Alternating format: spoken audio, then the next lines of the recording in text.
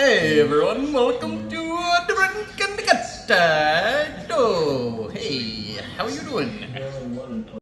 Hey everyone, welcome back to the channel. I just want to say thank you for all the people who have subscribed to the channel in the last 5 months and liked all my videos, watched my videos. We have a giveaway going on, a knife giveaway, and once we hit 5,000 subscribers, I was going to be giving it away. And we've been pretty busy the last 5 months. A lot's happened, a lot's changed, and I've moved down to Texas, no longer in Minnesota. So it took me kind of a long time to get all that set up and kind of situated. And now that I'm situated down here in Conroe, Texas, I'm gonna start making more videos more often, probably one every month at least. The meat's not cheap, so I'm hoping to at least produce one a month, and then hopefully, make a little bit more after that. But today we're gonna actually be cutting up something that doesn't go on the grill. It's more of a slow cook kind of item. It's gonna be for roast or for like stew meat, something like that, Swiss steak, cube steak, something like that. But what it's called the bottom round, also known as the flat. And what we have here is a Angus Choice bottom round flat. So let's get started. We'll get it cut up and I'll show you what we do here. Okay, so everybody hates me calling this blood because it's supposedly not blood, which I know that. It's called purge, hemoglobin, but I say it's blood because it pisses people off. So anyways, throw the blood away, not the hemoglobin and the purge, but anyways, let's get started. So what we're gonna do, this is the top side, this here is the bottom side. A lot of the times we end up leaving most of this fat on here because when you cook it into a roast, it adds flavor. And there's tons of different ways that you can actually cut this, but I'm gonna show you the way that I cut it, the way that butcher stores cut it, markets, whatever, grocery stores. What they do is they'll take off all of this little fat that's on the top here. We're gonna pull all this off, clean it up.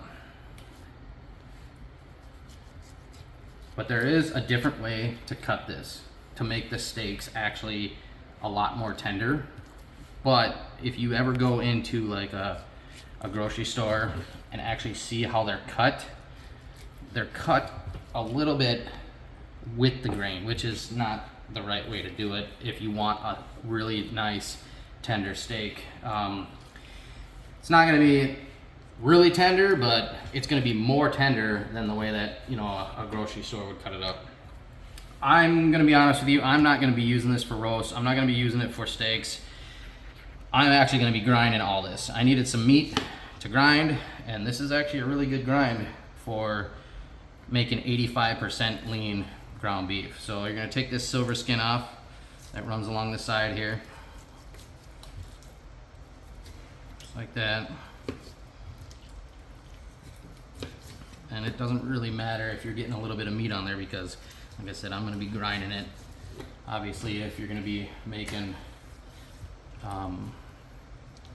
roasts and steaks and stuff, try to keep that meat on there. But if you flip it around here, there's this little silver skin that runs along here.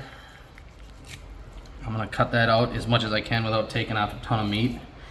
And all this fat here, I'm going to be taking off as well. Okay, just like that. Now you got a decent looking roast. You basically kind of want it to look like a trapezoid. Now, if I was going to cut this into roast sections, I would probably cut it somewhere right around here, right here, right here, and then I would square this end off and I would use this for stew, right? And then if you have, some of these have really hard chunks of fat, like you can see here, there's like almost an inch of fat here. What I'll do is I'll just kind of trim just a little bit off of there to thin it out, but still leave the fat on there. So that way it gives the roast some nice flavor. And you can feel here, there's a little bit of fat going through here too. So I'm just gonna kind of take off just a little bit like that. Okay, so now you got your you got your primal kind of trimmed up, and this would be, let's say, your first roast. Hold on, go with a bigger knife here. Okay, there's your first bottom round roast, flat roast, whatever you want to call it. Now, a grocery store is going to cut this now into steaks. So they're gonna cut this down just like that into a steak. That's gonna be your steak. They'll clean up the little bit down here. Now, the reason why I say I wouldn't cut my steaks like this is because if you notice, you're kind of going with the grain. The grain's running this way, right? So you're gonna get a tougher steak cutting it like that. So what I do is, if I were to cut these into steaks and actually use them as steaks, I'm gonna see this seam that runs down here. You can see it kind of runs just like this. I'm gonna take that whole seam and I'm gonna cut right down like that. Okay, and then I'm gonna angle my bottom round like this. So this would be a lot more tender of a steak, like that. If you can see, it has a lot more marbling, right? It's cut against the grain, so when you go to cook it, it's gonna fall apart, versus this one is almost more like jerky. So that's the way that I would cut a steak out of a, you know, it doesn't look as nice, but it will turn out better. Now, if you're cutting this at home, that's the way I would cut it. If you're cutting it at a butcher shop, they always cut it this way. I don't know why, but that's just the way that they do it. So anyways, as far as like what you can get out of this is, you can get roast, which you got one right here.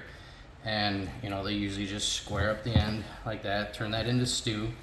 And then the ends here also go into stew. And then you got another roast. So this one's super easy, super quick to cut up. There's not much to it besides roast, steaks, and then these you end up running through the cubing machine, make cube steaks out of. You got, you know, stew meat, and then same thing with this. You can do stew meat with it, cube steak with it. So if you take a chunk off of it and, you know, trim up all the fat, run that guy through the cubing machine. Oh, that one's pretty nasty. You won't want to run that one through the cube. But you can also take these and turn them into Western ribs, just like that.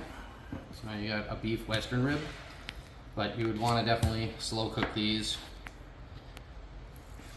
or smoke them and then slow cook them. But you know, you got Western ribs out of that end there.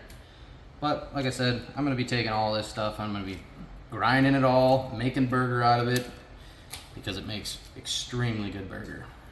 But it also makes really nice roast too. This is the same thing as a rump roast. Rump roast actually has a top round, bottom round, and an eye round together.